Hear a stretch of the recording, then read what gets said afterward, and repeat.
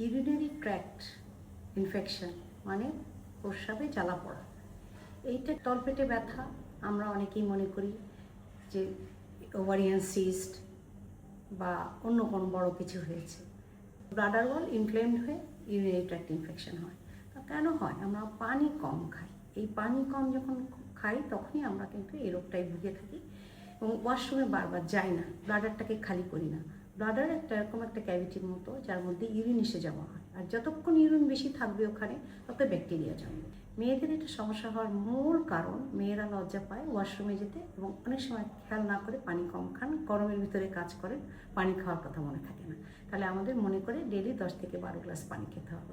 Urine লাগে, মনে হয় তলপেট ছিঁড়ে পড়ে গেল, একদম এত ব্যথা হয়, মানে ডেলিভারি পেনের থেকেও বেশি ব্যথা হয়। জ্বর আসতে পারে, কাঁপিয়ে জ্বর আসে, কি তলপেটের সামনের দিকে ব্যথা হয়। ওটার জন্য অ্যান্টিবায়োটিক খেতে হয়, পানি বেশি খেতে হয়, ডাবের পানি খাবে হতে পারে, সেটা হসপিটালে ভর্তি ইঞ্জেকশন অ্যান্টিবায়োটিক নিতে হতে পারে। সেই জন্য নিজের দিকে খেয়াল রাখবেন। ওয়াশরুমে বারবার যাব। প্রসবে জ্বালা কিডনি ফাংশনকে নষ্ট করে দেয়। রিপিটেড যাদের ইউরিনারি ইনফেকশন হয় তাদের অনেক সময় এটাও দেখা যায় যে আমাদের কিডনি ফাংশনও নষ্ট হয়ে যাচ্ছে।